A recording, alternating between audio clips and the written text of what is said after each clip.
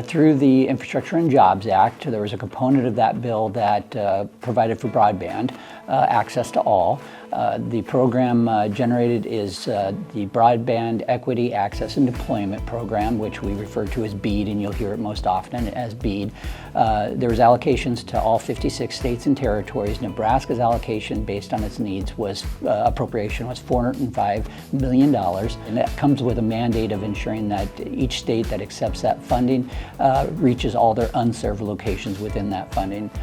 Based on some updates to the population of unserved and underserved in Nebraska, we believe with that money we will not only address all of our unserved broadband serviceable locations, but we'll be able to also make that investment and address our underserved population. Nebraska Broadband Map, we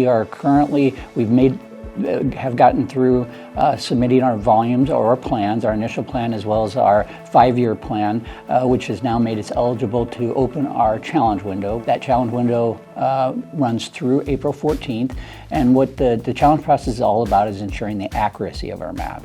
We only get one chance to do this. Once we've submitted where we believe based on our map the unserved locations are and the underserved locations are, we will lock that map down, and then those become broadband serviceable locations, meaning they are eligible for the funding. So the challenge window is a 30-day period, as I mentioned, ends on April 14th. The next step in this process is then the rebuttal, meaning that simplest example, I go to the map, broadband.nebraska.gov, go to the map, look at my address, it's showing me as served, and that's indicated by color on the map, red, green, yellow, and you can imagine red's unserved, yellow being underserved, and green being served. It's showing me as served, but I know because I've reached out to all the providers around me that I'm unserved and don't have access to speeds above 25 and 3. Once you've gone to that map, reach out to one of 3 eligible entities. There was a licensing exercise involved in becoming an eligible entity, but in general they're going to be your nonprofit organizations,